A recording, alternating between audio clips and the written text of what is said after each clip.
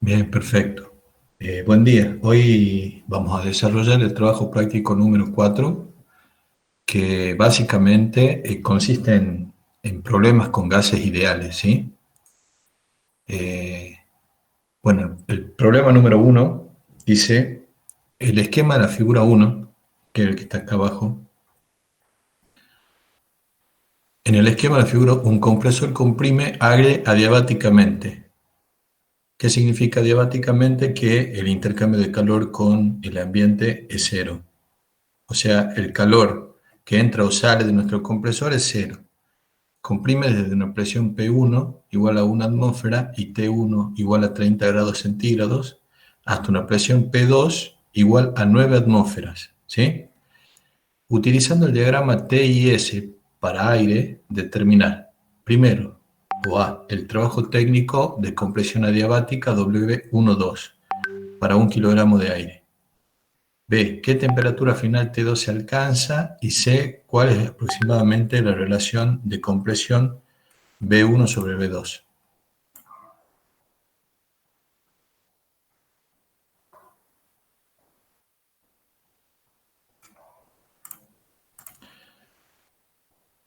Bueno, básicamente acá nosotros tenemos el esquema de nuestro compresor, ¿sí? Nosotros vamos a comprimir aire de una determinada presión y temperatura que es dato del problema. Nos dicen también que el calor intercambiado, o sea, que nuestro compresor es adiabático, por lo tanto, el calor intercambiado, Q, durante el proceso de compresión, es cero. Es decir, no entra ni sale calor de nuestro sistema termodinámico. Por otro lado, tenemos W12, que es el trabajo de compresión que nosotros tenemos que entregar a nuestro sistema termodinámico para poder comprimir, ¿sí? Y como dato,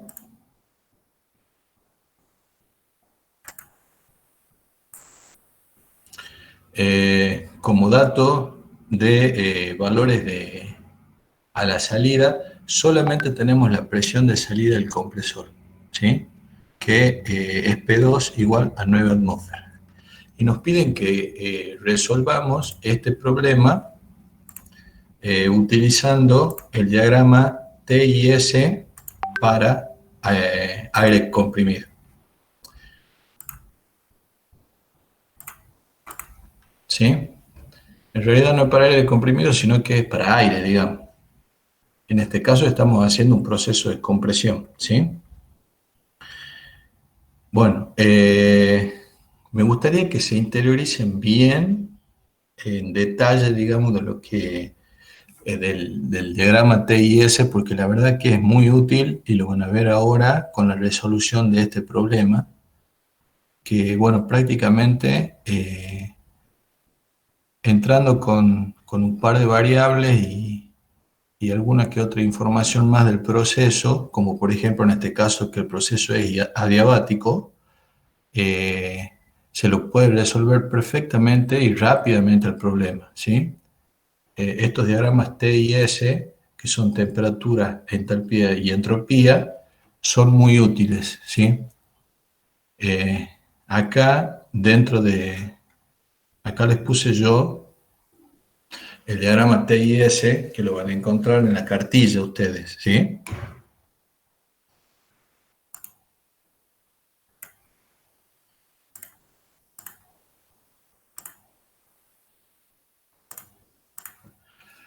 En la cartilla de las tablas de termodinámica, ¿sí?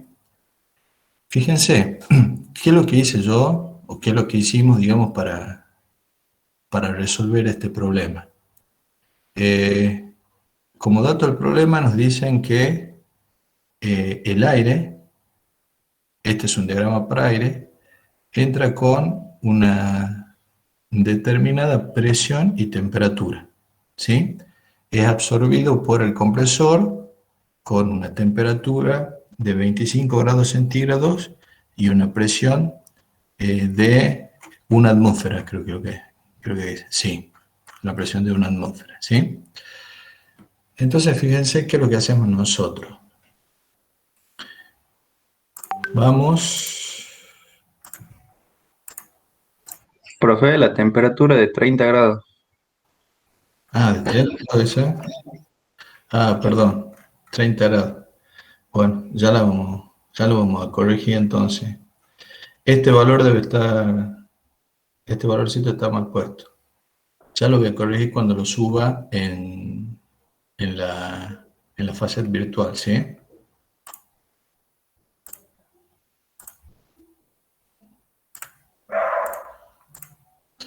De todas maneras, la resolución no cambia para nada, ¿sí?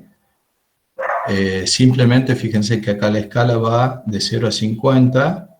Vamos a ubicar la temperatura de 30 grados centígrados. Va a estar un poquitito por encima de esta que marqué yo. Nos deslizamos horizontalmente hacia hacia la curva de presión constante, que son las curvas que están en rojo acá en el diagrama, ¿sí? Para que coincida con la curva de una atmósfera. Es decir, intersectando la temperatura con la curva de una atmósfera, nosotros vamos a encontrar el punto de entrada del aire al compresor. ¿Estamos de acuerdo?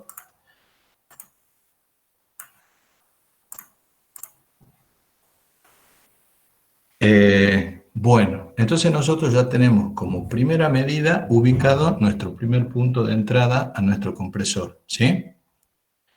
Ahora nos dice que el proceso es adiabático, es decir, que no intercambia calor con el medio exterior, ¿sí? En consecuencia, la entropía se mantiene constante. En los procesos adiabáticos, la entropía se mantiene constante, ¿sí? Entonces, nuestro proceso de compresión obviamente tiene que ir desde una presión P1 de una atmósfera hasta una presión P2 de 9 atmósferas, ¿sí? Como el proceso es a entropía constante, fíjense que acá en el eje de las abscisas tenemos las entropías, ¿sí? Al ser la entropía constante, nuestra curva del proceso, digamos, o nuestra representación del proceso en el diagrama es una recta vertical, ¿sí? Hasta la presión P sub 2, que es dato del problema, ¿sí? Profe, Sí, disculpe, ¿cómo sé que es entropía constante?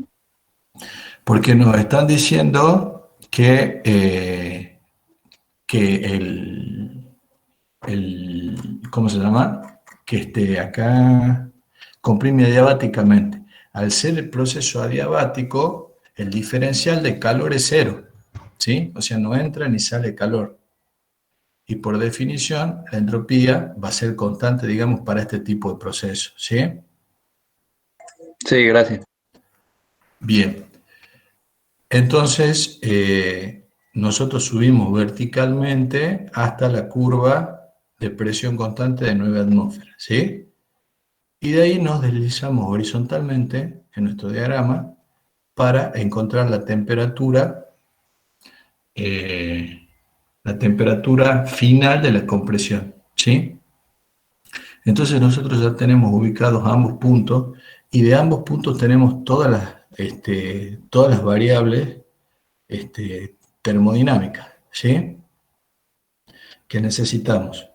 ¿Estamos de acuerdo? Entonces, con esto ya podemos resolver nuestro problema. Fíjense acá, en el eje de las ordenadas, nosotros de un lado tenemos la temperatura, que es con lo que nosotros hemos entrado, ¿sí? ¿Estamos de acuerdo? Y del otro lado tenemos las escalas de las entalpías, que están designadas con H, ¿sí? Entonces, fíjense, nosotros hemos entrado con la temperatura, pero ya de acá del diagrama podemos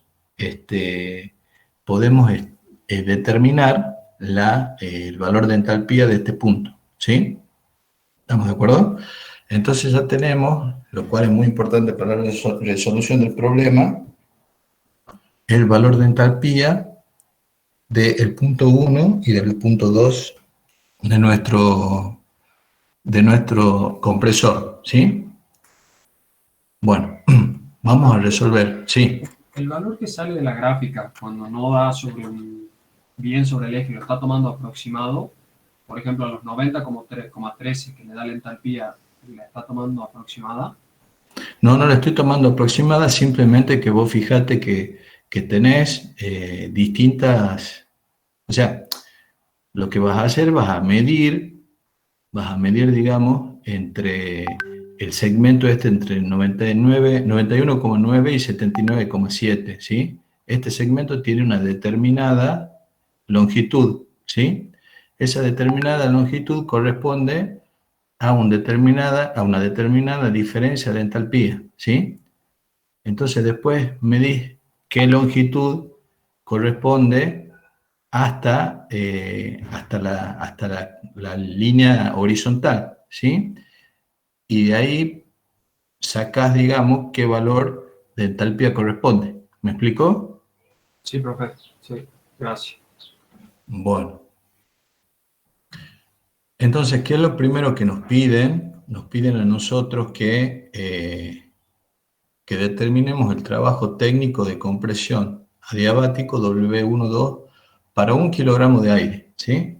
O sea, W12, ¿sí? Ustedes recuerden que todos los valores que nosotros saquemos de los diagramas están hechos para la unidad de cantidad de materia. O sea que directamente nosotros obtenemos de acá los valores, por ejemplo, de entalpía para 1 kilogramo de aire, ¿sí? Si tuviéramos más kilogramos de aire, habría que multiplicar esa entalpía por la masa de aire que está comprimiendo el compresor, ¿sí? Siempre recuerden eso, los diagramas son para la unidad de cantidad de materia. Cuando nos dan como dato la masa, hay que multiplicar los valores que obtenemos de ahí, de las variables extensivas, ¿no? No van a multiplicar la temperatura, por ejemplo, pero sí la entalpía, digamos. O sea, 1 kilo de aire a estas condiciones de presión y temperatura tiene 90,13 kilogramos, kilocalorías por kilogramo, ¿sí? Si tuviéramos 100 kilogramos de aire que están circulando por nuestro compresor, la entalpía sería 100 veces más, ¿sí? Estas son las variables extensivas que dependen de la unidad de la cantidad de materia que nosotros estemos comprimiendo. En este caso nos piden por kilogramo de aire, ¿sí? Entonces, el valor que obtengamos de nuestro diagrama es el que vamos a utilizar en el balance de energía que estoy planteando acá. El balance de energía, bueno, ustedes ya saben, ya lo vimos varias veces, consiste en plantear que las energías que entran son iguales a las energías que salen, más las energías que ingresan al sistema, ¿sí? Bueno, ¿cuáles son las energías que entran en nuestro sistema termodinámico, que en este caso es un compresor? Sería la entalpía del aire, que ya la conocemos porque la hemos determinado de acá del diagrama, ¿sí? Más el trabajo de compresión W12, ¿sí? ¿Y qué es lo que obtenemos nosotros como resultado? El aire que sale con una entalpía más elevada. ¿Por qué? Porque le hemos agregado energía al aire, hemos levantado su entalpía con la compresión, con nuestro trabajo de compresión. Ustedes saben que la energía no se destruye, sino que se transforma. Entonces, si nosotros aplicamos trabajo, ese trabajo tiene que traducirse en algo. En este caso, se tradujo en un aumento de presión y de temperatura, porque no hemos refrigerado la compresión, ¿sí? Entonces, esa mayor presión y temperatura hacen que mi aire al salir del compresor, más caliente y a mayor presión, tenga una mayor entalpía I2, ¿sí? Entonces, de esta sencilla ecuación, planteo balance de energía, lo que vamos a determinar es W12. ¿Estamos de acuerdo? Y así vamos a obtener el trabajo que nosotros necesitamos realizar para es comprimir adiabáticamente, ¿sí? E isentrópicamente, desde el punto 1 al punto 2, la cantidad de 1 kilogramo de aire. ¿Estamos de acuerdo? Fíjense la utilidad de este diagrama y cómo hemos resuelto sencillamente, digamos, ¿sí? Bueno, Profe, entonces, a mí me queda una duda de cómo se saca I2 de esa temperatura. O sea, no hay que multiplicar por una escala, porque ustedes que lo miden solamente, o tomamos una escala de 1 a 1. como vos quieras, digamos, ¿entendés? Si querés medirlo y sacar la escala y multiplicarlo por la escala, eso es algo que ya lo deben haber hecho habitualmente, digamos. O sea, vos tenés que determinar acá, si que, con una regla, si querés, en centímetros, la escala, por ejemplo, cuánta entalpía, qué diferencia de entalpía hay por centímetro, por ejemplo. ¿Estamos de acuerdo? Y volvés a medir acá y obtenés el valor de entalpía que te corresponde al punto 2. ¿Me explicó? Sí, Bueno, entonces, continuando, ya hemos resuelto el apartado A que nos pide que calculemos el trabajo. Ahora, ¿cómo hago para determinar la temperatura? Y veamos que la temperatura me sale directamente de acá, porque al ser un diagrama T y S, al desplazarme horizontalmente, yo ya tengo la temperatura del punto 2, que serían los 293 grados centígrados, ¿sí? Para obtenerlo hago lo mismo que hice con la entalpía. Obtengo la escala en la que están representados los grados centígrados en el eje de las ordenadas, ¿sí? ¿Estamos de acuerdo? Entonces ya con esto ya tengo resuelto el apartado B de nuestro problema. Fíjense directamente, ¿sí? Y el último punto, que es el C, nos dice cuál es aproximadamente la relación de compresión B1 sobre B2, ¿sí?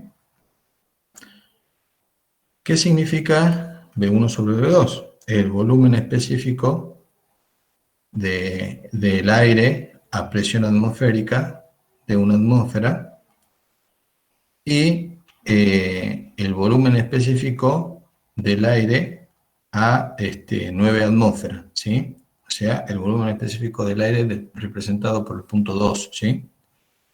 Fíjense que las curvas que están en verde, ¿sí?, representan volúmenes específicos. Las curvas que están en rojo representan presiones. Las curvas que están en verde representan volúmenes específicos, ¿sí? Entonces, la escala, o sea, cada curva tiene un valor de volumen específico constante, ¿sí? Entonces, ¿qué es lo que vamos a hacer nosotros? Vamos a ver más o menos por qué curva verde pasa o se encuentra ubicado el punto del cual nosotros estamos tratando de averiguar su volumen específico y determinamos el volumen específico correspondiente a ese punto.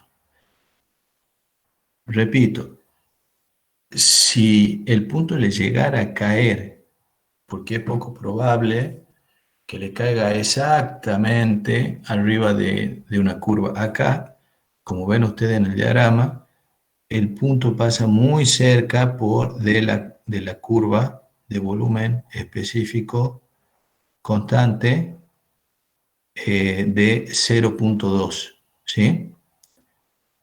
Pero si la curva le cae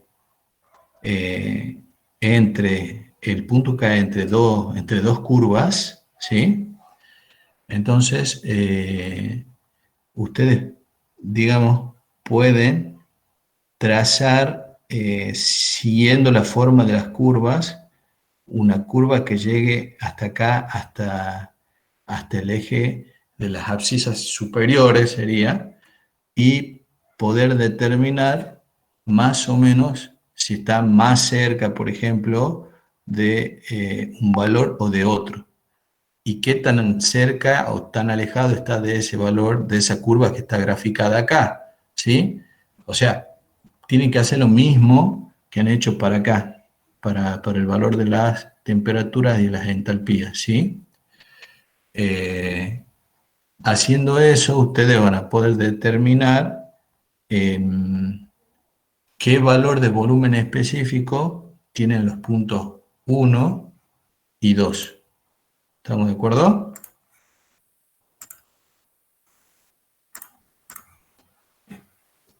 Entonces, teniendo los valores específicos de los volúmenes específicos de los puntos B1, de los puntos, perdón, 1 y 2, hago la relación entre B1 y B2 y saco la relación de compresión. ¿Está claro? Sí, profe, una Sí, consulta. También lo podría hacer con la ecuación de gases ideales, ¿verdad? Plantea un sistema de dos ecuaciones. sí, lo podría hacer perfectamente con la ecuación de gases ideales. ¿Sí? O Y sea, tengo, podrías haber, por ejemplo, trabajado con la ecuación de gases ideales para el punto 1, ¿sí? Porque tenés la presión y la temperatura, ¿sí? Y, y de ahí determinas la constante R, ¿sí? La constante R, digamos, de correspondiente al aire, y podés determinar las distintas variables, digamos, ¿sí? Ahora, para el punto 2, tenés como único dato la presión nada más. No tenés la temperatura, ¿sí? Entonces acá no podés pero, aplicar la ecuación. pero no es la temperatura que he sacado yo ahí. Y bueno, pero si, digamos, eso es para verificar, no para calcular. ¿Estamos de acuerdo? Si vos querés verificar, no hay ningún problema, ¿sí? ¿Me explicó? No, no termino de entender la verdad. Mirá, para el punto 1 vos tenés presión, temperatura, ¿sí? La ecuación es P por B igual a mRT, ¿sí? Para el punto 1 vos tenés presión, temperatura, pero no tenés el volumen, ¿sí? O sea que podés utilizar la ecuación y despejar el volumen, ¿sí? ¿Está claro hasta ahí? Sí, sí, Bien. Para el punto 2, vos el único dato que tenés es la presión nada más, ¿sí? sí. No tenés ni volumen ni temperatura, ¿me entendés? Entonces no podés aplicar la ecuación porque te faltan datos. ¿Estamos de acuerdo? Lo que sí podrías hacer por eso estamos trabajando con el diagrama, ¿sí? Lo que sí podrías hacer es verificar, una vez que obtenés las temperaturas y los volúmenes de acá, que todo cierre con la ecuación de gases ideales. ¿Me explico? Sí, sí.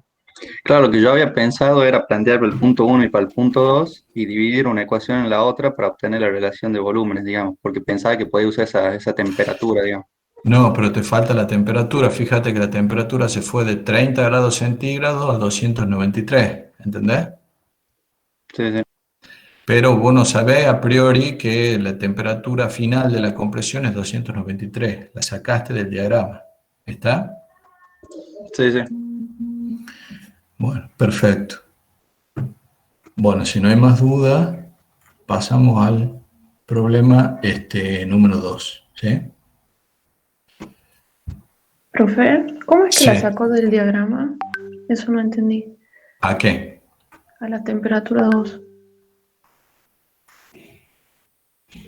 No, o sea, yo ya entré con la temperatura 1, que es dato del problema, la ubiqué acá, sobre la curva, digamos, las ordenadas de temperatura, ubiqué los 30 grados centígrados, ¿sí?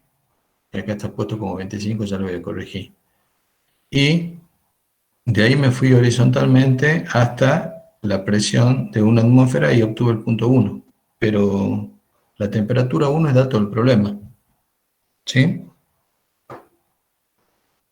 No, yo hablo de la 293. Perdón, no te entiendo. De la de 293 le preguntaba. Ah, 293. Bueno, una vez que ubiqué el punto 1, comprimí adiabáticamente y isoentrópicamente, o sea, una curva vertical, hasta la presión de 9 atmósferas, ¿sí? Y de ahí me voy horizontalmente hasta el eje de las ordenadas. Y ahí puedo leer tanto la temperatura como el valor de entalpía del punto 2. ¿Está?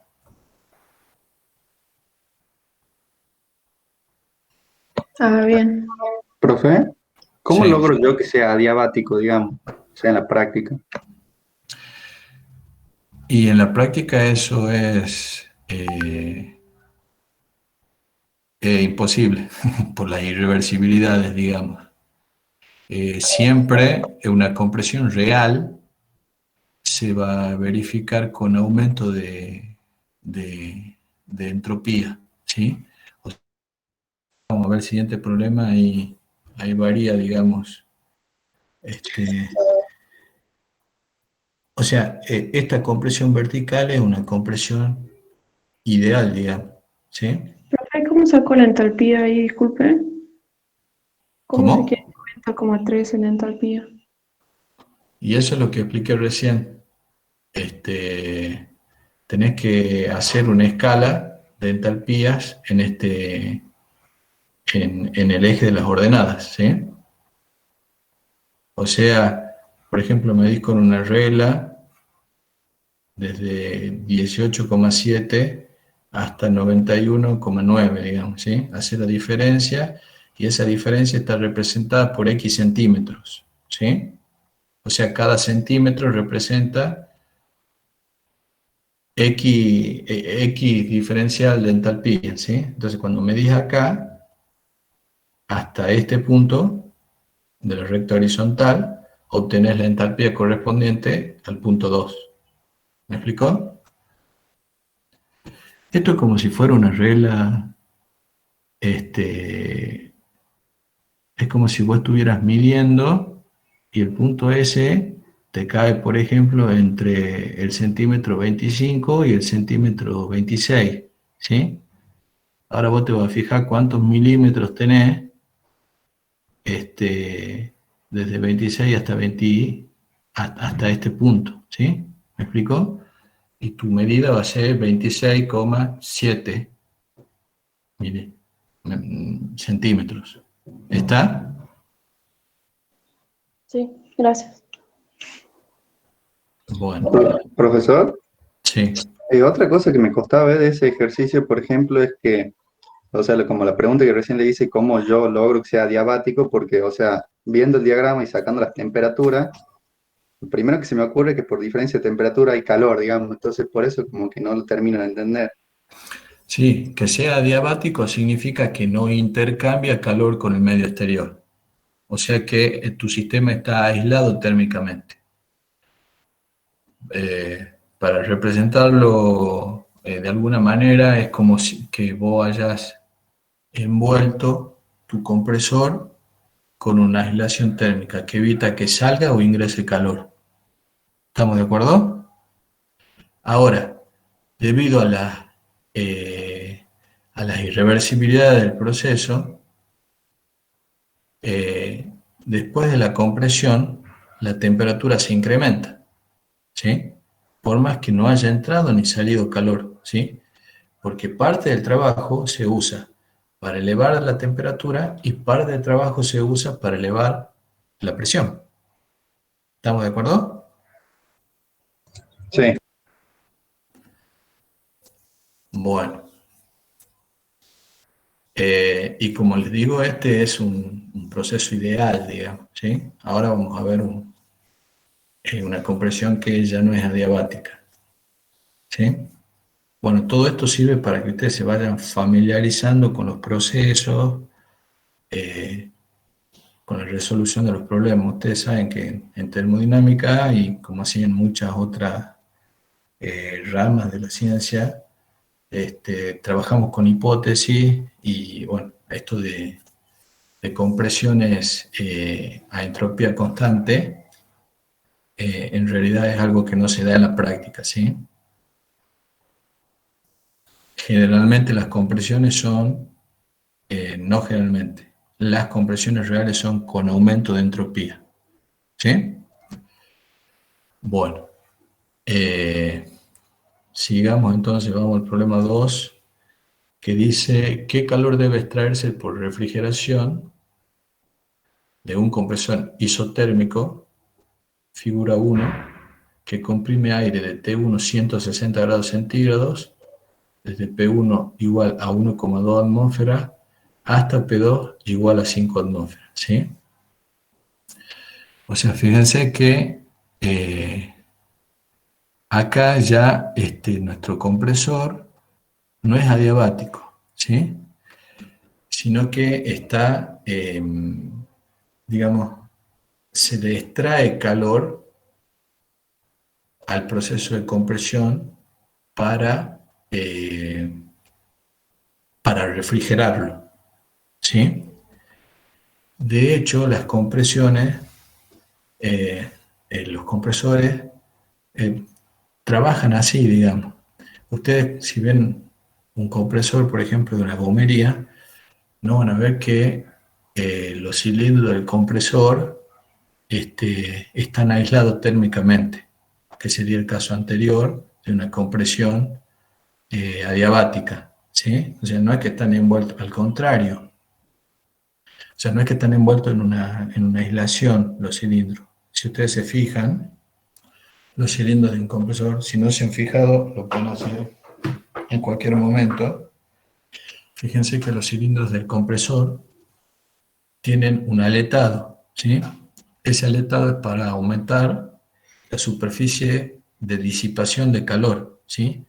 O sea, es para enfriar de alguna manera el proceso de compresión, ¿sí? De ¿Qué esta es un manera, aletado, profe? un aletado es, vos fíjate, no sé si has visto un cilindro, pero fíjate que tiene como unas aletitas, ¿sí? Que, que salen del cilindro, que lo que hacen, o sea, si tu cilindro fuera liso, tenés una determinada superficie de disipación de calor, ¿sí? Ahora, si vos pones esas aletitas, la finalidad de esas aletitas que están pegadas al cilindro, a la pared del cilindro, es aumentar la superficie de disipación de calor, ¿sí? Eh, entonces eso hace que la compresión sea refrigerada, ¿sí? Si vos lo ves al compresor, digamos, por ejemplo, como te decía, si ves el compresor de una gomería y ves los cilindros, ya se van a dar cuenta cuáles son los cilindros ahora en la segunda parte de la materia cuando vean la parte de máquinas térmicas. El cilindro puede ser liso, ¿sí? Lo cual implica que tiene una determinada área de disipación de calor. Ahora, si vos a las paredes del cilindro le, le agregás eh, aletas, cambia el área de disipación, ¿sí? Y con eso conseguís una mejora en la refrigeración de la compresión y consumís menos trabajo.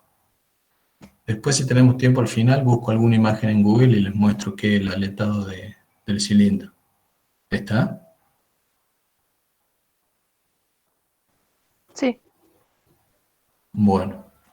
Eh, Bueno, volviendo al problema, me dice que el calor deberá extraerse por refrigeración de un compresor isotérmico que debe comprimir aire de T1 160 y P1 igual a 1,2 atmósfera hasta P2 igual a 5 atmósferas.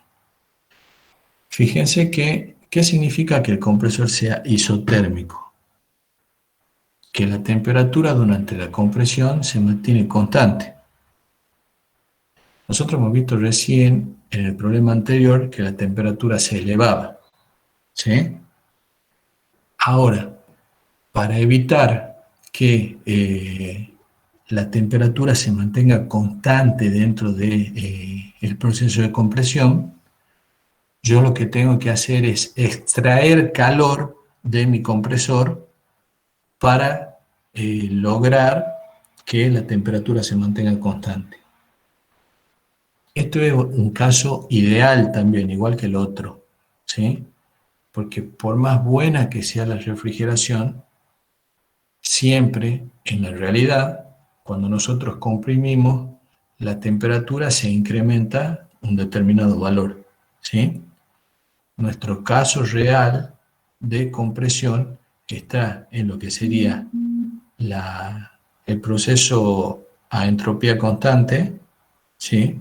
El adiabático, y este proceso que es un isotérmico. Nuestra compresión real está comprendida entre esos dos extremos y se llama compresión politrópica. ¿Sí? ¿Estamos de acuerdo? O sea, ¿qué le quiero decir con esto? Que por más buena que sea nuestra refrigeración durante la compresión, es inevitable el aumento de la temperatura durante la misma. ¿Sí? Entonces la compresión isotérmica también sería como un caso ideal. ¿Sí? ¿Estamos de acuerdo? Profe, ¿y dijo que la politrópica sería un caso real o cómo dijo eso? No Exacto. entendí. La politrópica sería un caso real entre los dos extremos, digamos, entre la adiabática y la isotérmica. ¿Me explicó? Está comprendida entre esos dos extremos. ¿Sí? Bueno, vamos entonces a resolver este problema. ¿Sí?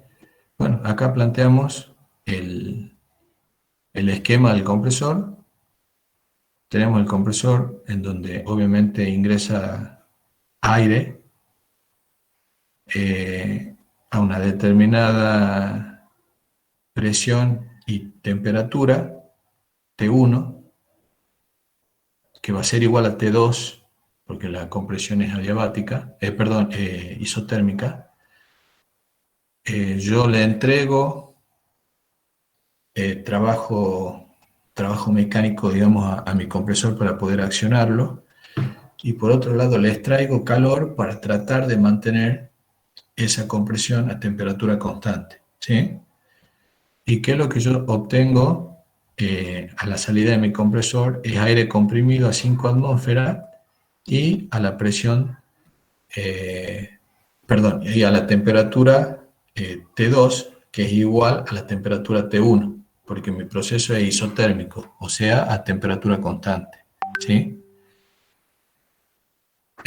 Obviamente, el aire que ingresa con el compresor tiene una determinada entalpía, al igual que el aire que sale del compresor. ¿Sí? Con todos los datos estos que tenemos en nuestro esquema, vamos a resolver el problema. ¿Sí? Entonces, fíjate acá que vamos a usar el diagrama TIS, el mismo que usamos recién, pero ahora nuestro proceso va a ser totalmente diferente, ¿sí? Al ser un proceso isotérmico, ¿qué es lo que se mantiene constante? La temperatura, ¿sí? Entonces, como la temperatura en el eje de las ordenadas tiene que ser constante, el proceso tiene que ser horizontal, ¿sí? Para que caiga el punto 1 y el punto 2 siempre dentro de una misma temperatura. ¿Estamos de acuerdo? Entonces, lo primero que hacemos es ubicar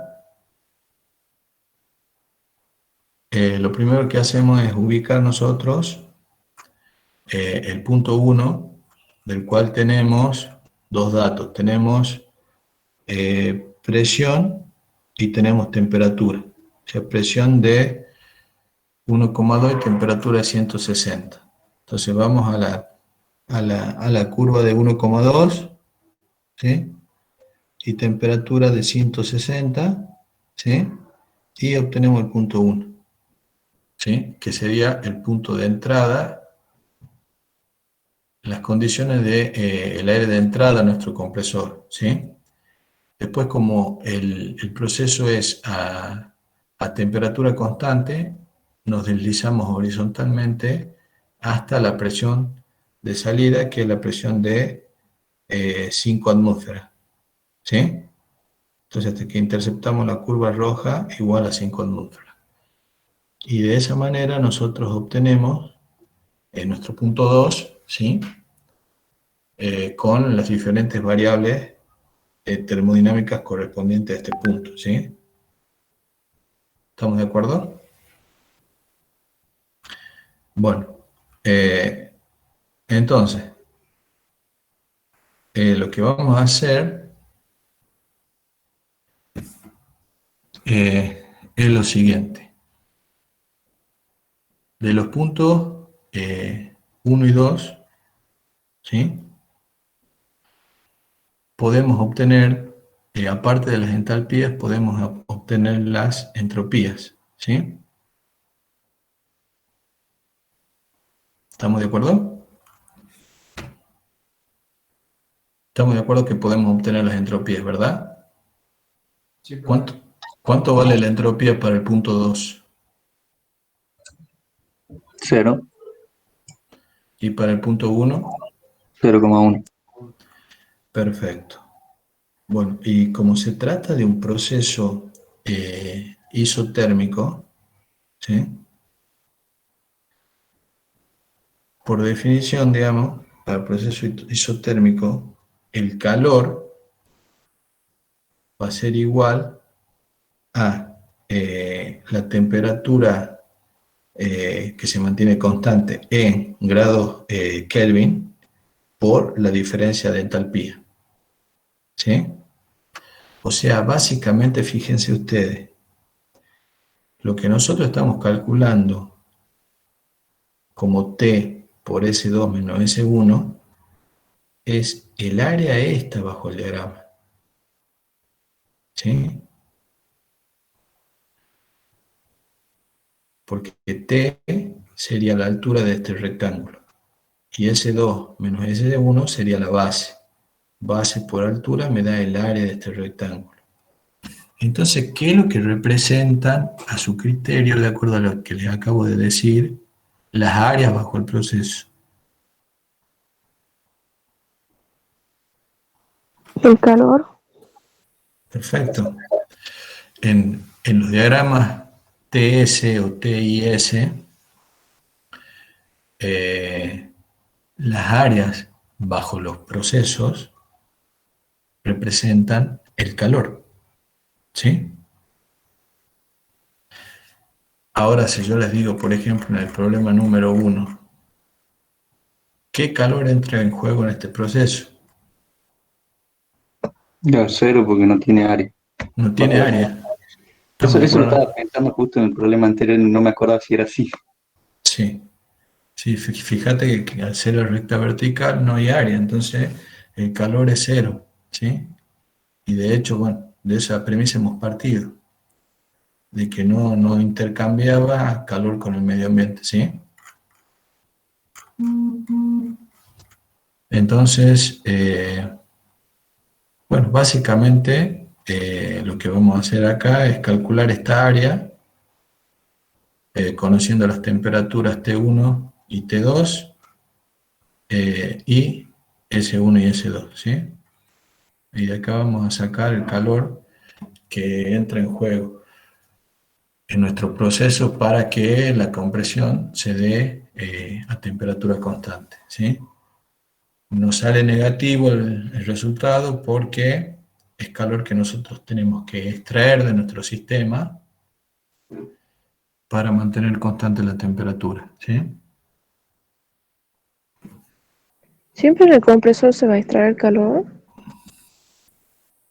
En los compresores reales, o sea, en la práctica, cuando vos usas compresores reales, sí, lo que vos buscas es refrigerar la compresión, porque eso consume menos trabajo, ¿sí? Y vos lo que querés buscar es, vos lo que necesitas hacer es una máquina más eficiente. Entonces siempre se busca, ¿cómo se llama? Em, refrigerar la compresión para consumir menos trabajo, ¿sí?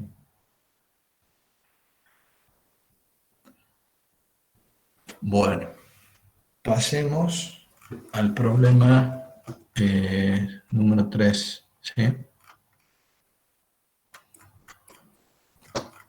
Pasamos al problema número 3, en donde nos dice que para el compresor de la figura 1, que trabaja desde P1 igual a un bar y T1 igual a 30 grados centígrados, hasta P2 igual a 9 atmósferas, se estipula que la temperatura final de compresión debe ser T2 igual a 210 grados centígrados.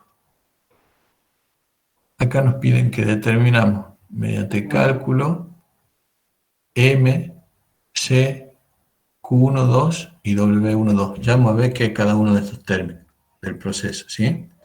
Acá ya vamos a trabajar vamos a trabajar con cálculos, digamos, ¿sí? Bueno, entonces lo primero que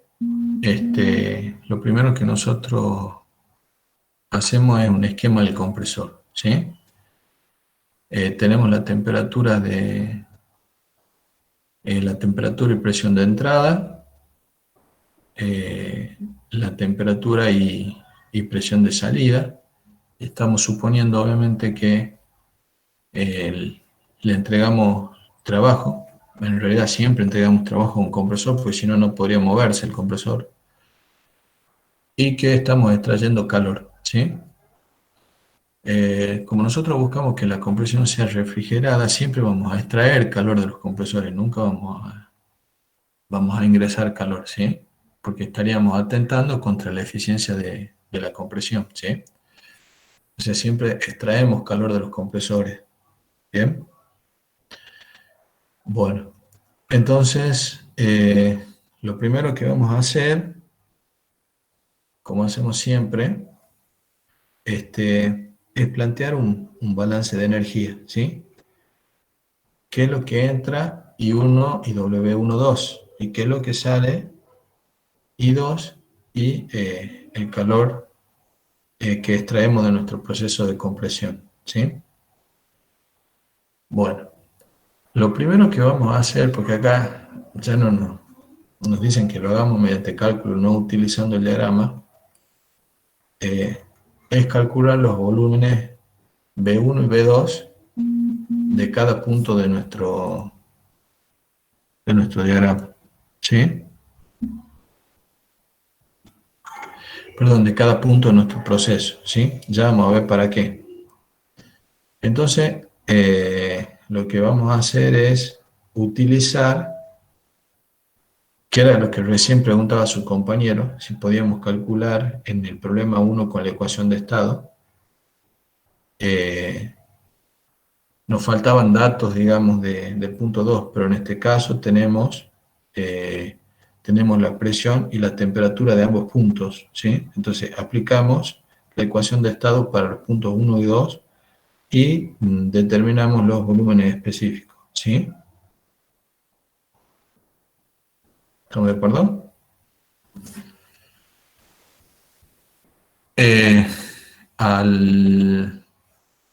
Recuerden que, bueno, a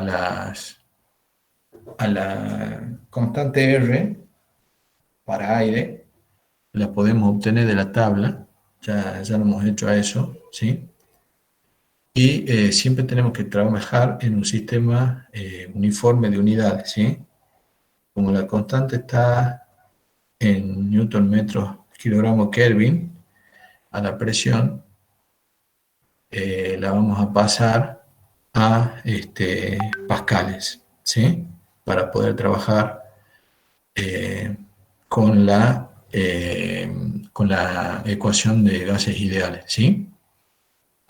Entonces, de esta manera nosotros determinamos los volúmenes B1 y B2. ¿Sí? Bueno. Ahora lo que vamos a hacer, una de las cosas que nos piden es calcular los valores de M. ¿Qué es M? M es el exponente de la transformación, ¿sí? O sea, ¿qué significa que sea el exponente de la transformación? Ustedes ya deben haber visto en teoría que P1 por B1 elevado a la M es igual a P2 por B2 elevado a la M, ¿sí? ¿Estamos de acuerdo? Sí. Bueno, entonces, lo que nosotros necesitamos determinar es el valor de M, ¿sí? Como ya tenemos P1 y P2 y B1 y B2, de esta expresión lo que hacemos es despejar M, ¿sí? Y así obtenemos el valor del exponente de la transformación, ¿sí? ¿Estamos de acuerdo? Estos son pasos matemáticos. ¿Está? A esta ecuación le aplicamos logaritmo a ambos miembros y de esa manera podemos bajar M y resolver. ¿Está? Bueno, Sí, profe. entonces ya tenemos, digamos, resuelto el primer punto de nuestro problema, ¿sí? Ahora después nos piden que calculemos el calor específico C del proceso, ¿sí? Bueno,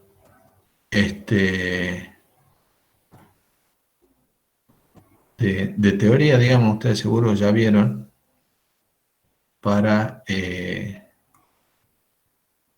proceso que el calor específico C es igual a CB por el coeficiente M, ¿sí? Menos X, ¿sí? Que X es un coeficiente que se aplica para el aire, ¿sí? Y que vale 1,4 sobre M menos X1, ¿sí? Se ve el calor específico a volumen constante, ¿sí? Entonces, CB es el calor específico a presión constante sobre el coeficiente X que se aplica para el aire, que vale 1,4, ¿sí? Entonces, para aire tomamos CP igual a 1, ¿sí? Entonces, haciendo el cociente obtenemos CB, ¿sí? Después, reemplazando en esta expresión, obtenemos el calor específico de este proceso, ¿sí?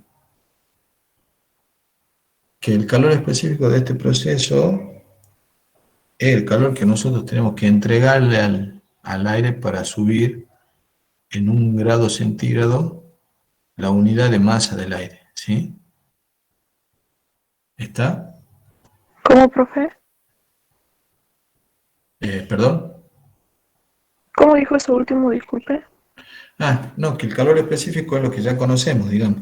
Es la cantidad de calor que debemos entregarle a un kilo de aire, en este caso, para aumentar su temperatura en 1 grado centígrado, ¿sí? ¿Estamos de acuerdo? ¿Por qué nos da con ese signo, profe? Y porque es como que vos estás extrayendo eh, calor o sea, estás extrayendo, digamos, calor. O sea, básicamente la explicación está ahí abajo, ustedes pueden ver de la teoría.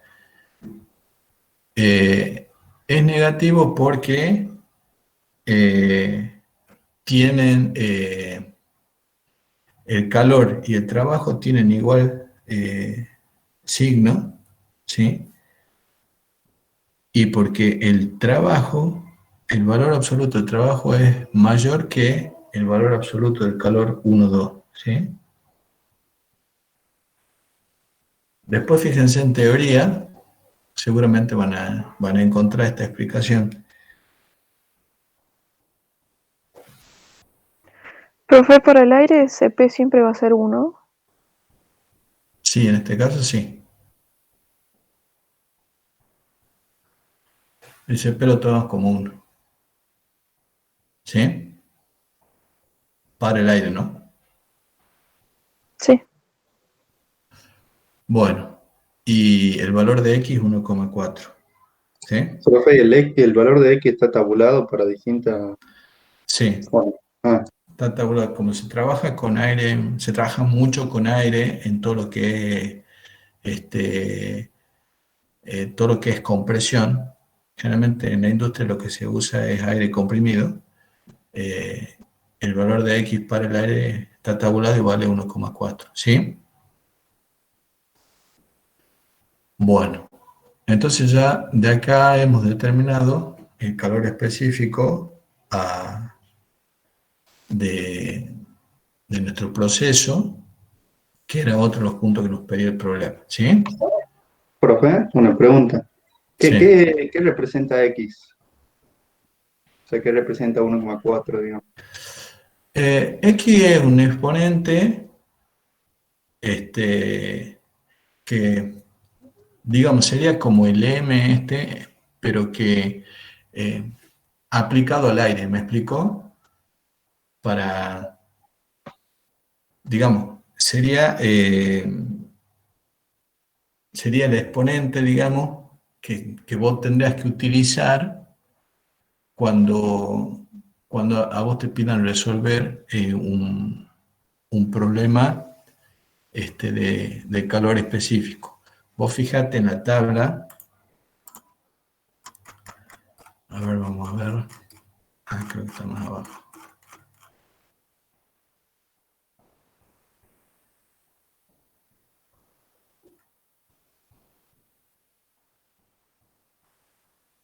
Bueno, acá le falta, digamos, pero la ecuación general, digamos, acá falta poner es P por B a la X igual a constante, ¿sí? Este X, para el caso del aire, ¿sí? Para una transformación adiabática vale 1,4. Acá nosotros no tenemos una transformación adiabática. Por eso, nuestro valor de M va a tener un valor determinado. O sea, nuestro valor de X va a tener un valor determinado, ¿sí? X sería como el coeficiente de la ecuación que nosotros ya hemos visto para aire y para un proceso adiabático. Nosotros lo que tenemos acá es un proceso a temperatura constante. Perdón.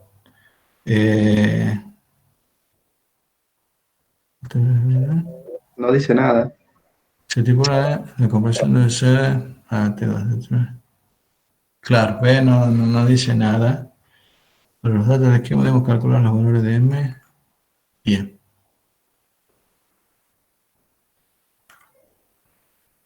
Entonces, si no dice nada, o sea, adiabático sabemos que no es, ¿verdad?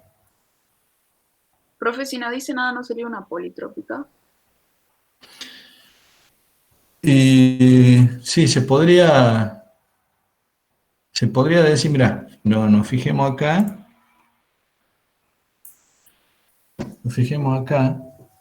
y fíjate vos que la expresión que nosotros hemos utilizado para el cálculo de C es esta, ¿sí?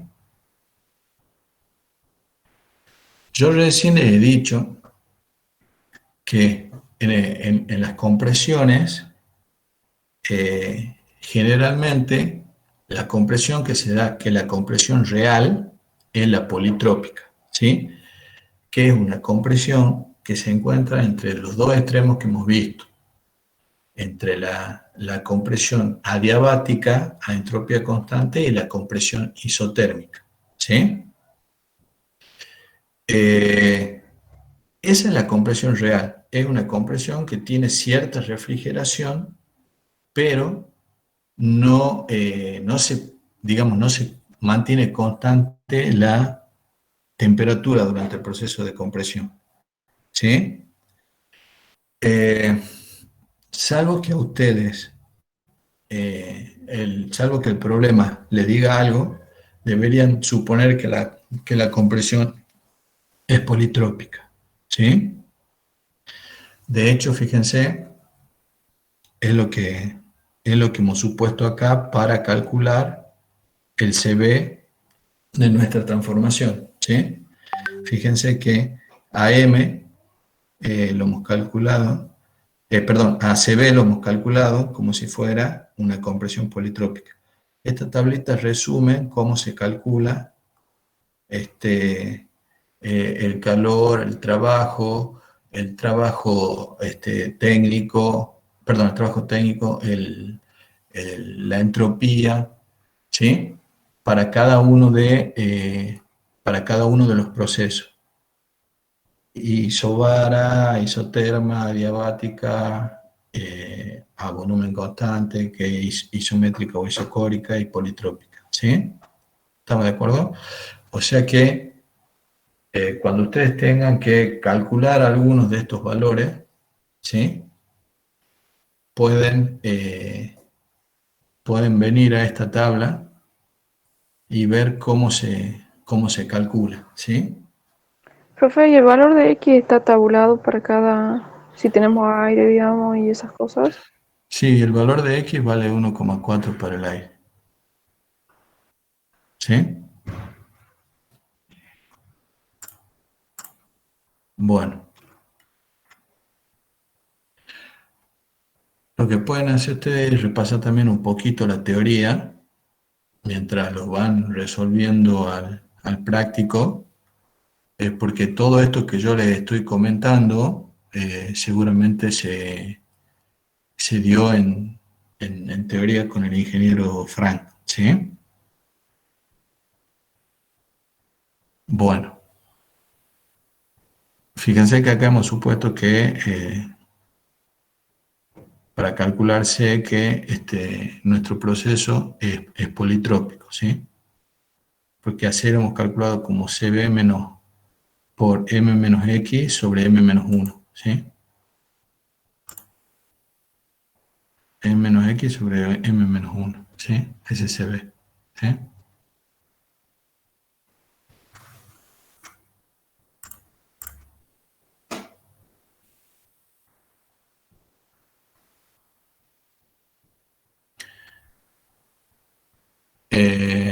Bueno, sigamos.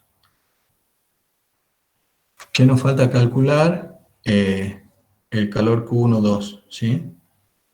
¿Cómo lo vamos a calcular el calor Q12? ¿Cómo?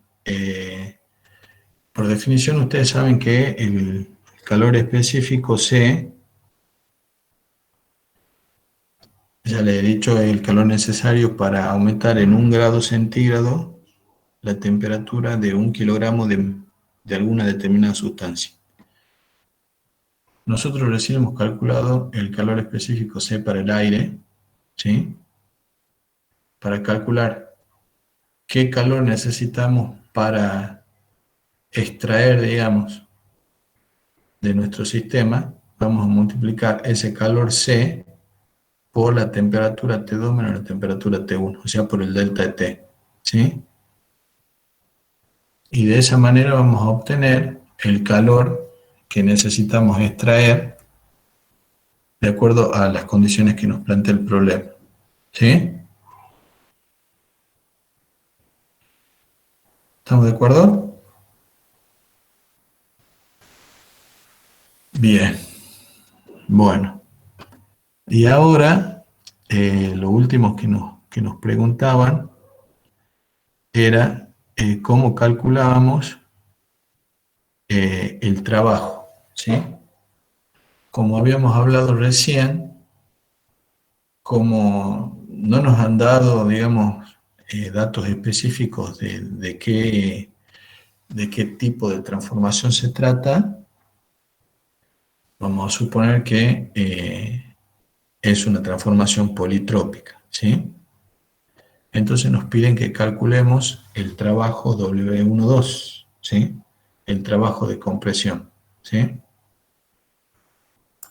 Entonces vamos acá, ¿sí? Para una compresión politrópica,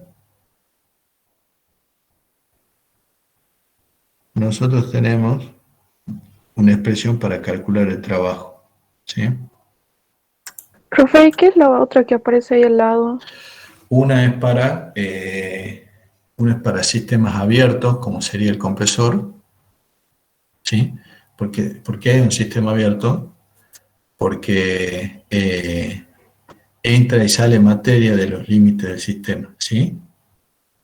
Y la Sí. otra es para un sistema cerrado, ¿sí? Ah, bien. ¿Estamos de acuerdo? Bueno, entonces, ustedes deben haber visto de teoría ya que el trabajo 1-2 para la politrópica la podemos calcular como m sobre m menos 1 por P1 por B1 menos P2 por B2, de los cuales nosotros ya tenemos todos los datos para calcular el trabajo, ¿sí? ¿Estamos de acuerdo?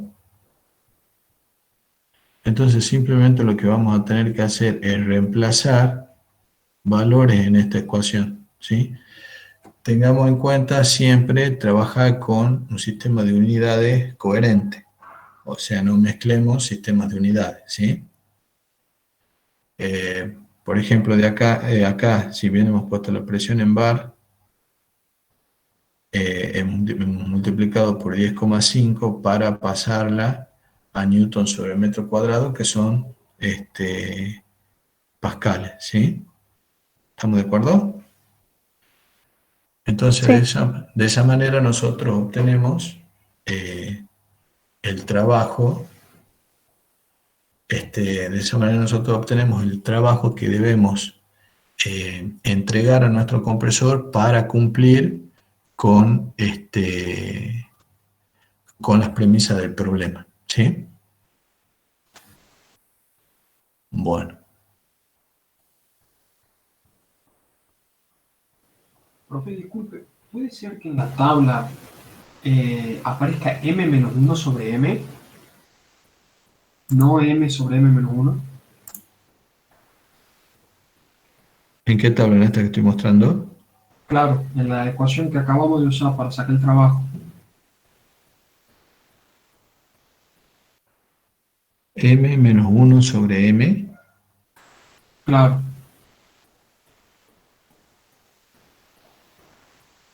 A ver, acá la estoy mostrando a la ecuación, a la tabla. ¿cuál fue la fórmula que usamos recién? La fórmula que usamos recién es M sobre M menos 1.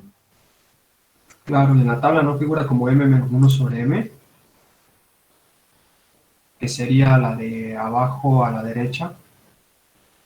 La de abajo a la derecha.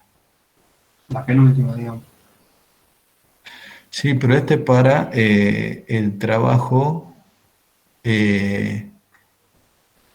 Tenés razón. Sí, ya me voy a fijar. Ya me voy a fijar bien en la teoría cómo es y cualquier cosa corrijo, digamos. ¿Sí? A ver, me parece que... También M- aparece aparece un M multiplicando el W a 1, 2, capaz que por eso. No, no sé. M menos 1 sobre M, sí. Acá aparece como M menos 1 sobre M. Y acá hemos puesto M sobre M menos 1.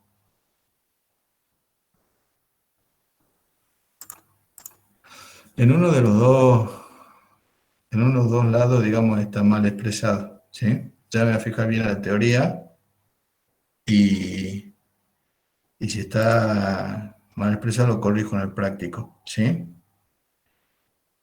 Eh, Gracias. o les aviso en la próxima clase como esto, ¿sí? Bueno, está bueno que se hayan dado cuenta. Eso me da la pauta de que están atentos, ¿sí? Bueno, pasemos al próximo problema y que están entendiendo, digamos, que es lo bueno.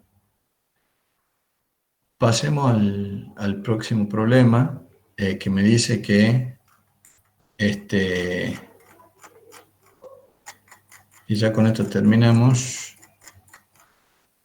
En un sistema de refrigeración por ciclo de aire usado en aviones, figura 2, se comprime adiabáticamente aire de P1 igual a 1 atmósfera y T1 igual a 30 grados centígrados hasta una presión a determinar. Luego se lo enfría isobáricamente hasta T3 igual a 80 grados centígrados. Finalmente se lo expande en una turbina adiabática hasta la presión inicial P4 igual a P1 igual a 1 atmósfera. Utilizando el diagrama TIS para aire, determinar cuál debería ser la presión P2 para que en el escape de la turbina se tenga T4 igual a 0. Los valores de T1, I1, I2, I3 e I4. Perdón, de T2, I1, I2, I3 e I4. Y el trabajo de compresión W12. El trabajo que entrega la turbina W34, el trabajo adicional WC y el calor Q23 a extraer en el intercambiador de calor. Todo para 1 kilogramo de aire. Bueno, parece un problema muy complejo, pero en realidad no lo es, ¿sí? Bueno, básicamente, este es un sistema de refrigeración que se utiliza en aviones, ¿sí? Y se utiliza en aviones porque el fluido frigorífico o el fluido refrigerante que se usa es aire, ¿sí? Lo cual no usamos acá a nivel del suelo, ¿sí? Se usan otros fluidos frigoríficos. Pero básicamente lo que está representado acá es un ciclo frigorífico, ¿sí? Que es el mismo que utilizamos nosotros acá en nuestros aire acondicionados, ¿sí? Nosotros tenemos un intercambiador de calor que se llama, generalmente se llama evaporador en los aire acondicionados normales, ¿sí? Ese intercambiador de calor lo que hace es tomar el calor del recinto que nosotros queremos refrigerar, al cual acá nosotros le hemos llamado recinto frío, ¿sí? Al tomar calor del ambiente, lo que hace es enfriar el aire, ¿sí? Por eso tenemos nosotros la sensación de menor temperatura, ¿sí? El calor que toma del ambiente que nosotros queremos refrigerar lo llamamos Q41. ¿Por qué? Porque los límites de nuestro intercambiador de calor es 4 a la entrada y 1 a la salida, ¿sí? Así lo hemos llamado, 4 y 1, ¿sí? Básicamente, este sería la unidad interior de nuestro aire acondicionado split, ¿sí? Que toma calor de nuestro ambiente y luego lo tira para el exterior, ¿sí? Bueno, el aire que digamos que se encuentra dentro de este intercambiador de calor y que enfría el aire ambiente es succionado por un compresor al cual yo le tengo que entregar un determinado trabajo WC, ¿sí? Para que ese compresor funcione. Ese sería el compresor de nuestro aire acondicionado, ¿sí? Fíjense que al succionar el aire, lo que hace es bajar la presión de mi fluido dentro de nuestro intercambiador de calor, y al bajar la presión, el aire trata de tomar calor del ambiente, ¿sí? Entonces, succiona aire el compresor bajando la presión dentro del intercambiador, y después ese aire lo comprime, ¿sí? Ese aire comprimido ingresa a otro intercambiador de calor, que normalmente en los aire acondicionados que tenemos acá se llama condensador, que sería la unidad exterior de nuestro aire acondicionado split, y cede ese calor al exterior de nuestro local, ¿sí? Luego, Profe, depende de dónde yo lo ubique, la función que va a tener el intercambiador de calor, porque uno es distinto del otro, digamos. no entiendo la pregunta, perdón. El de arriba y el de abajo no son los dos intercambiadores de calor. Esa Sí, pero la función es diferente. Uno absorbe calor del ambiente Claro, y por eso otro, preguntaba si depende de dónde yo lo claro, ubique. claro. Uno absorbe calor del ambiente, el que está abajo, que absorbe calor de nuestro ambiente que queremos refrigerar, que le llamamos recinto frío. Y el que está arriba cede ese calor que absorbió al exterior de nuestro recinto, es decir, al ambiente. ¿Sí? Sí, ¿Está? Pero básicamente ambos son intercambiadores de calor, ¿sí? Bueno, luego finalmente ese aire comprimido que en el intercambiador, que está acá en la parte superior, entregó el calor extraído del recinto frío al ambiente, pasa por una turbina en donde se expande, ¿sí? Y vuelve a bajar su presión hasta la presión de trabajo del evaporador del recinto frío, ¿sí? Ingresa al recinto frío, ¿sí? Y ahí ingresa, perdón, al evaporador del recinto frío, al intercambiador del recinto frío, y de ahí comienza nuevamente el ciclo. ¿Estamos de acuerdo? De esta manera, más o menos, trabajan los ciclos de refrigeración de los aires acondicionados convencionales. Y no es más o menos, de esta manera trabajan, ¿sí? ¿Por qué dije más o menos? Porque los aires acondicionados domiciliarios, industriales, no tienen una turbina para producir la expansión del fluido frigorífico a alta presión, sino que tienen una válvula o un capilar que hace que la presión caiga, ¿sí? Esta turbina, en este caso, estaría causando el mismo efecto que ese capilar, que es un tubito muy delgado, ¿sí? Que cuando pasa el fluido, un tubito hueco, digamos, con un agujero muy pequeño, cuando pasa el fluido refrigerante por ahí adentro de ese capilar, la presión cae, ¿sí? En este caso, la presión cae porque se expande en una turbina, ¿sí? Generando algo de trabajo que ayuda a mover el compresor. ¿Estamos de acuerdo? ¿Sí? Bueno, básicamente así funciona un sistema de refrigeración, ¿sí? Entonces, como nos piden, digamos, distintos distintas variables de los distintos puntos de ingreso y de salida de cada componente, vamos a trabajar, lo que tenemos que hacer es representar nuestro diagrama, nuestro ciclo, perdón, de refrigeración en el diagrama TIS, ¿sí? Bueno, básicamente el ciclo de refrigeración representado en el diagrama TIS es el que ustedes ven acá, ¿sí? ¿Estamos de acuerdo?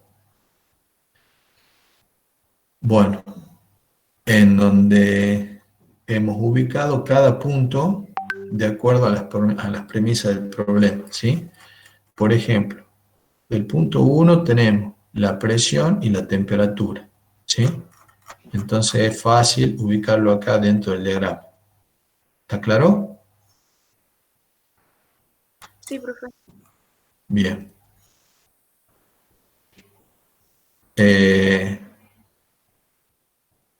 Después, se comprime, dice, hasta una presión a determinar. O sea, nosotros vamos a suponer, después de que ubicamos el punto 1, vamos a suponer que se produce una compresión. Como no nos dieron datos, vamos a suponer que esa compresión es a entropía constante, ¿sí? Sí, dice, profe, no, adiabático. Ah, dice adiabática. Sí, antes de los primeros dos datos. Tenés razón, se produce adiabáticamente, se comprime adiabáticamente. Perfecto, entonces no dije nada y ya sabemos que si es adiabática hay entropía constante. Entonces se comprime verticalmente hasta algún punto 2, ¿sí? Del cual no tenemos información. O sea, el punto 2 sería el punto a la salida del compresor, ¿sí? Ya hemos ubicado el punto 1 porque tenemos presión y temperatura. Trazamos una curva vertical desde el punto 1 porque la compresión es adiabática, o sea, isentrópica, hasta un determinado punto 2, ¿sí? Bueno, después nuestro fluido va a ingresar a el condensador, se llama esto, que es un intercambiador de calor en donde va a ceder calor al ambiente. O sea, en teoría se tiene que enfriar, ¿sí? Vamos a suponer que se enfría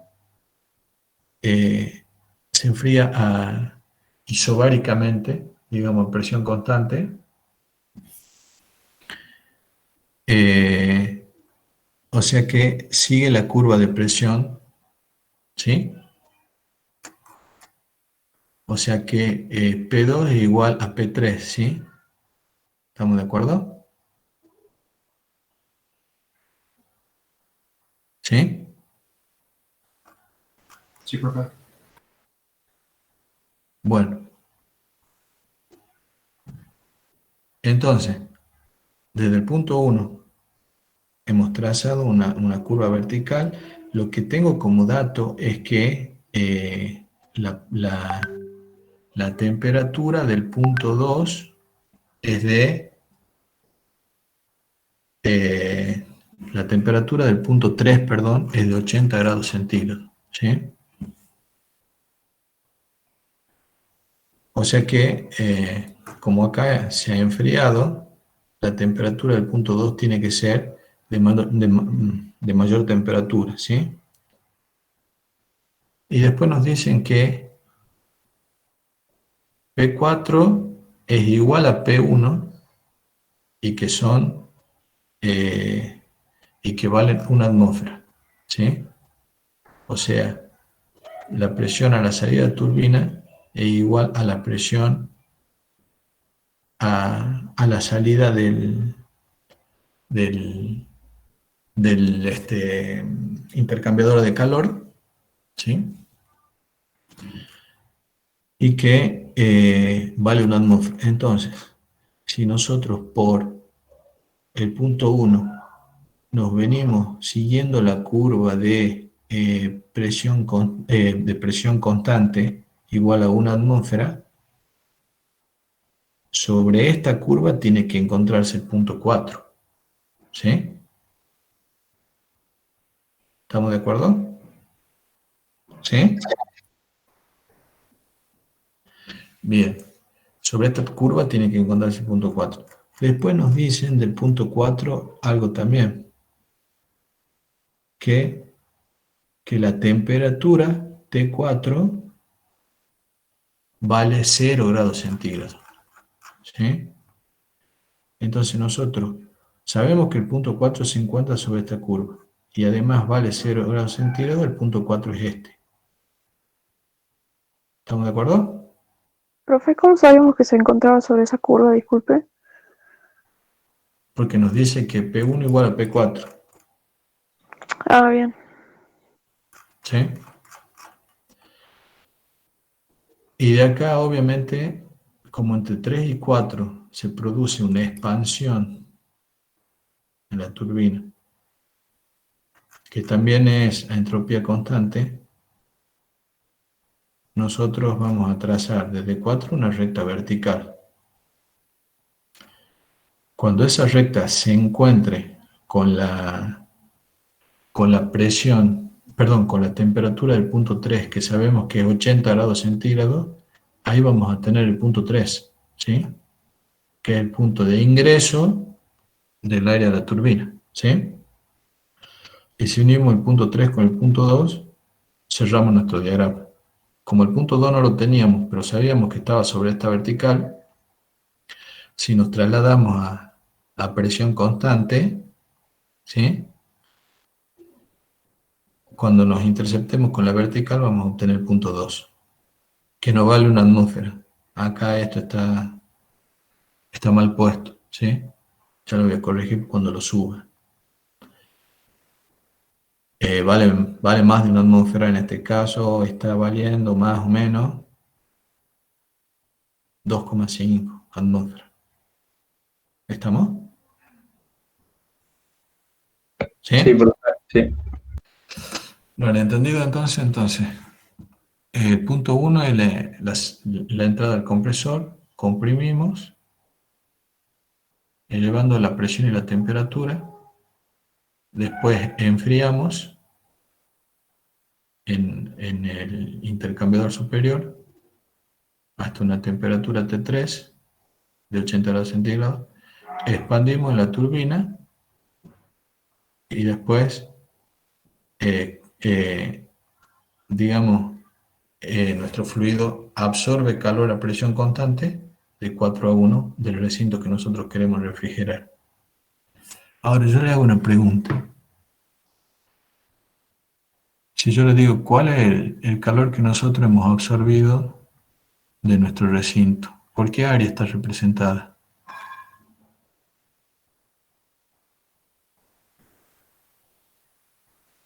El área debajo de la recta de 4 y 1. Perfecto. Fíjate que hemos dicho que en el diagrama TS las áreas bajo las transformaciones representaban los calores que están puestos en juego en la transformación. ¿Sí? Esta área me estaría dando el calor que yo absorbo de mi recinto al refrigerar. ¿Sí? ¿Está claro? O sea, sería el efecto útil de nuestro ciclo. ¿Sí? Bueno.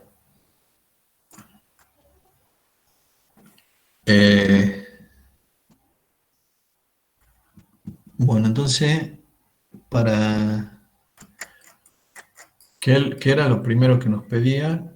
Nos decía, dice, ¿cuál debe ser la posición la presión, perdón, P2 para que en el escape de la turbina T4 sea igual a 0, ¿sí? Bueno, eso ya lo sabemos, porque ya hemos representado el ciclo acá, ¿sí? ¿Estamos de acuerdo? Acá está la explicación de todo lo que hemos hecho, ¿sí? De todo lo que yo le he explicado recién, ¿sí? Entonces podemos sacar tranquilamente cuál tiene que ser la presión P2 para que en la turbina se tenga T4 igual a 0. Entonces la presión P2 sería la presión correspondiente a esta isobara. Sería ¿Sí? 2,5, ¿no? Sí, más o menos 2,5. ¿Sí? ¿Estamos? Fíjense que acá la puse, P3 igual a 2,5. ¿Sí? Ya corrijo ahí, ese es una atmósfera. ¿Sí? Bueno, después lo próximo que vamos a hacer, que es lo que generalmente siempre hacemos, es balance de energía. Acá tenemos para hacer distintos balances de energía, digamos, ¿sí? Porque hay varios componentes en el ciclo, ¿sí? Lo que vamos a hacer, como nos piden algunas variables por ejemplo, como el trabajo de W12 que tenemos que agregarle al compresor extra a la turbina, vamos a hacer un balance en el compresor, ¿sí? O sea, al compresor está entrando el trabajo WC de compresión, que es el W12, es lo mismo, más el trabajo W34, que es el que me suministra la turbina, más la entalpía de entrada del aire al compresor, ¿sí? ¿Y qué es lo que obtenemos? La entalpía, ¿qué es lo que sale? La entalpía I2 del compresor, ¿sí? Acá no hay calor porque la compresión es adiabática. ¿Estamos de acuerdo? Entonces, con este balance de energía, lo que obtenemos es W12, ¿sí? ¿Estamos de acuerdo? Bueno, ahora vamos a aplicar otro balance de energía en el intercambiador, ¿sí? ¿Cuál intercambiador? El intercambiador que tira calor al exterior, ¿sí? Generalmente vamos siguiendo, digamos, el sentido del ciclo. Hemos aplicado el primer principio acá. Como hemos obtenido algún dato de acá, ya eso nos habilita para que apliquemos el segundo principio en el siguiente componente del ciclo, ¿sí? Entonces, planteamos el balance de energía en el intercambiador y lo que despejamos es I2, ¿sí?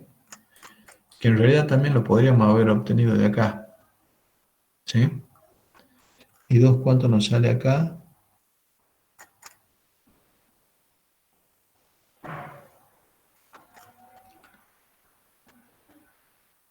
A ver.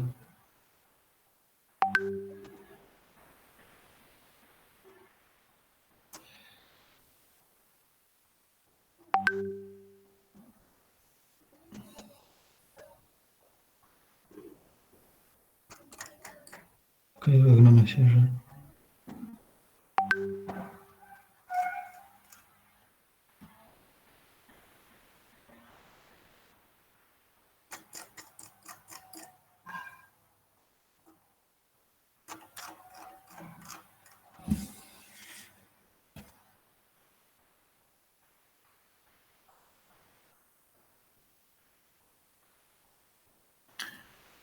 No, lo que estoy viendo acá es que cuando yo aplico el balance de energía en el intercambiador, ¿cuál es la energía que entra en el intercambiador? I2. ¿Y qué es lo que sale del intercambiador? El calor que nosotros mandamos, digamos, al exterior, hemos extraído parte de este calor del recinto frío, y la entalpía I3, ¿sí? Entonces, si planteamos ese balance de energía en el intercambiador, nos queda que la entalpía de salida del intercambiador es 10,1 kilocalorías por kilogramo. ¿Sí? Pero si vamos acá al No, punto. ese es el calor, profe, ¿o no? Porque despejado y el calor. Calor 2,3 igual a I2 menos I3. Ah, perdón. Perdón, pensaba que tenés. Está bien. Está bien, está bien. Había visto I2 acá y pensaba que lo había. Está perfecto. Bueno, vamos a ver I2 entonces. Acá tenemos 48. Y acá fíjense que si nosotros nos vamos, eso es lo que le decía yo recién, ¿sí? Si nos vamos horizontalmente, desde este punto, nosotros recién hemos calculado. Ahora, si verificamos con el diagrama, si nos vamos horizontalmente hasta las ordenadas, nos da más o menos 48, o sea que está entre 43,1 y 55,3. Ustedes eso después pueden verificar, digamos, con la escala que ya tienen de este diagrama, ¿sí? ¿Estamos de acuerdo?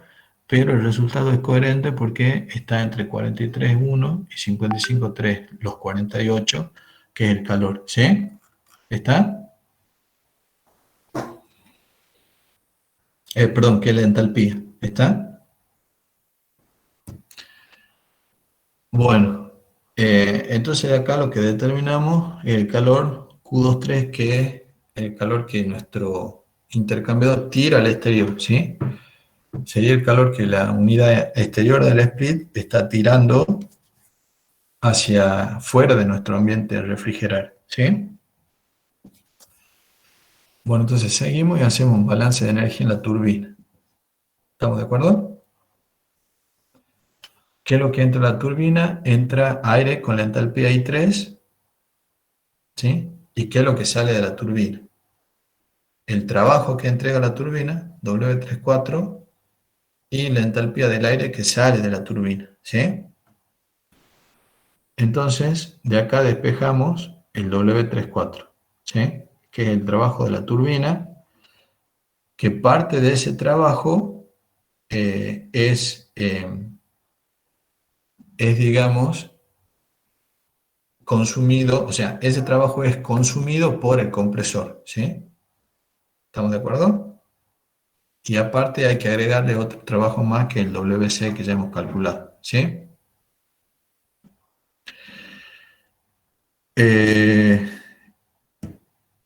Entonces, ahora vamos a calcular, como ya tenemos los trabajos, todos los trabajos, digamos, el W12 y el W34, lo que vamos a calcular es el trabajo del ciclo, ¿sí? El trabajo del ciclo sería, qué es lo que a mí me está consumiendo trabajo en mi ciclo termodinámico de refrigeración?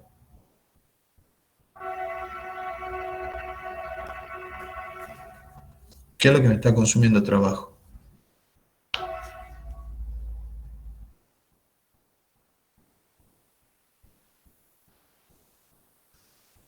Es sencilla la pregunta. Dentro de todos los elementos que componen mi ciclo, el compresor, los intercambiadores, la turbina, ¿qué es lo que a mí me está consumiendo trabajo exterior? El compresor, Exacto. ¿Sí?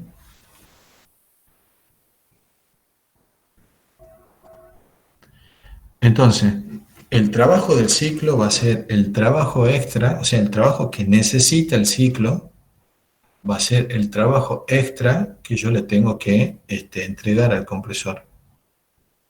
¿Sí? ¿Estamos de acuerdo? Entonces, el trabajo de ciclo va a ser igual al trabajo que yo le entrego al compresor menos el trabajo que internamente me aporta la caldera perdón, la turbina, que es el W34. ¿Sí? Entonces, cuando yo hago la diferencia, obtengo el trabajo que me consume el ciclo. ¿Está? ¿Está claro o no? Ahora sí, profe. Bueno, es sencillo. Si ustedes ven el diagrama, acá el único trabajo que está ingresando a mi ciclo es W del compresor, ¿sí?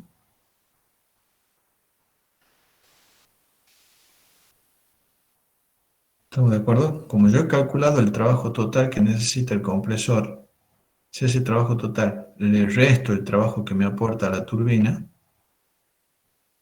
obtengo como resultado el trabajo que tengo que aportarle yo al ciclo. ¿Sí? ¿Está? Sí, profe. Bueno. Ahora, el calor extraído del recinto frío, hago lo mismo, hago un planteo del primer principio, digamos, o un balance de energía, en el intercambiador que está enfriando el recinto, ¿sí? El local que yo quiero refrigerar, ¿sí? Y de ahí despejo el calor. Ya tengo todos los datos, ¿sí? Y finalmente queda la eficiencia frigorífica del ciclo, ¿sí?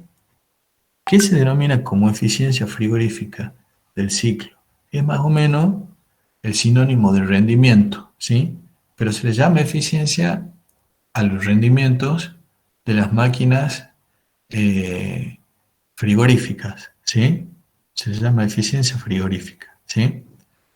Ahora, por definición, ustedes saben que el rendimiento, la eficiencia, es el, digamos, el efecto útil que yo obtengo dividido en la energía o el trabajo que yo le aporto a mi ciclo, ¿sí? En este caso, ¿cuál sería el efecto útil que yo obtengo de mi ciclo? ¿Cuál es el efecto útil de mi ciclo? De un ciclo de refrigeración. Extraer calor del recinto frío. Exactamente. O sea, en otras palabras, el frío que yo produzco, que es el calor que yo extraigo, ¿sí? Entonces es Q41. Es el calor que absorbe el intercambiador del recinto frío, ¿sí?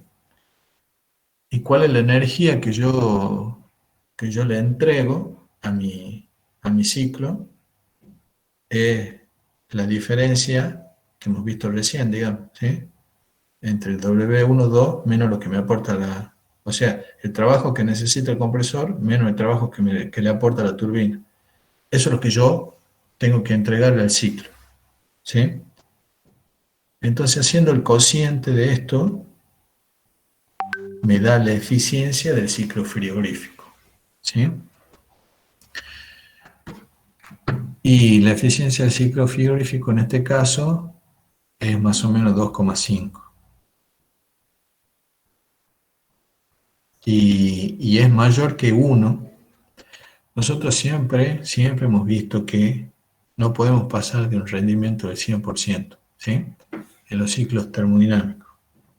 Es más, ningún ciclo, ni siquiera el que está probado que tiene mayor rendimiento entre dos temperaturas, que es el ciclo de Carnot, produce un rendimiento del 100%, ¿sí?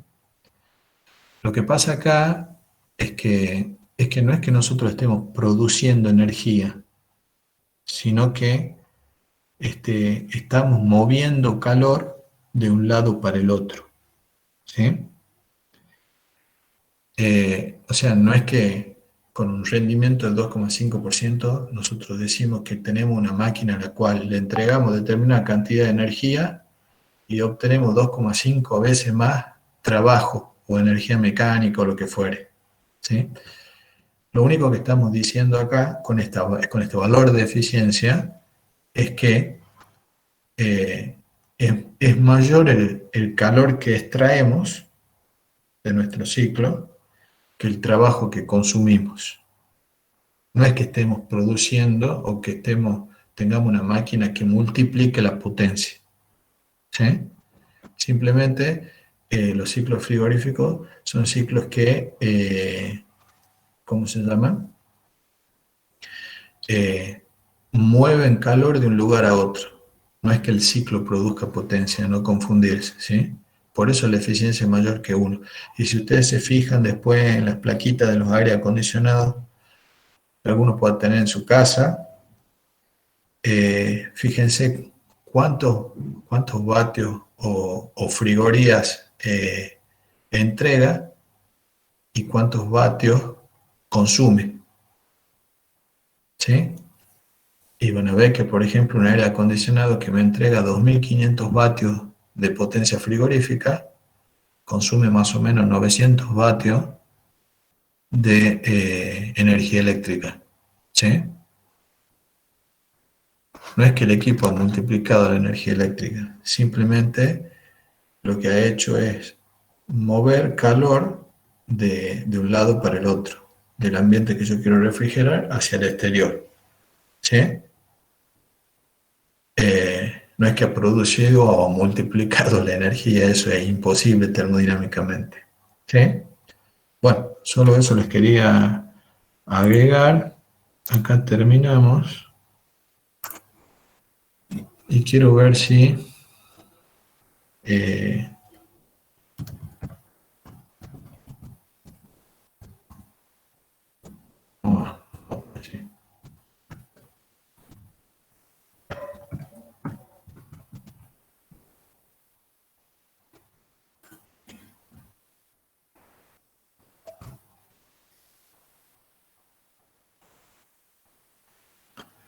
Quiero ver si encuentro alguna fotito. A ver. Ahí está. Para la alumna que me preguntaba, digamos, qué eran las aletas de un compresor. Bueno, este es un compresor más complejo, digamos, un compresor de múltiples etapas, pero fíjense que cada uno de estas 4 son los cilindros de compresión, ¿sí? Este es un compresor de varias etapas, es decir, el aire comprimido se comprime primero en una etapa, pasa a la segunda etapa, se vuelve a comprimir y pasa así sucesivamente a varias etapas, ¿sí? Eso está probado que mejora la eficiencia del ciclo, ¿sí? La compresión en etapas. Pero acá, si ustedes pueden ver, el cilindro tiene un aletado. Este es el aletado al que yo me refería, ¿sí? Todos los cilindros lo tienen. Básicamente lo que hace ese aletado es aumentar la superficie de intercambio de calor con el exterior, ¿sí? Entonces, ¿qué estamos logrando con eso? Refrigerar la compresión, ¿sí? Y refrigerando la compresión conseguimos consumir menos trabajo. ¿Estamos? ¿Sería lo mismo que con las motos, profe? Los motores. Claro, exacto. Ni más ni menos. Es para refrigerar el motor, digamos. Claro, antes venían muchas motos refrigeradas por aire, entonces venían con el motor aletado, ¿sí? Ahora la mayoría de las motos ya vienen refrigeradas por agua, entonces no hace falta ese aletado, ¿sí? Pero los compresores siguen refrigerando mucho por aire. Entonces sí, con ese aletado va a aumentar la superficie de disipación de calor y eso mejora el rendimiento de la compresión. Y en el caso de las motocicletas, hace que el motor trabaje a menor temperatura, lo cual se traduce en mayor durabilidad, digamos, del motor, ¿sí? ¿Está? Sí, profe, gracias. Bueno. Listo entonces. Si no hay más preguntas, damos por terminado la clase de hoy.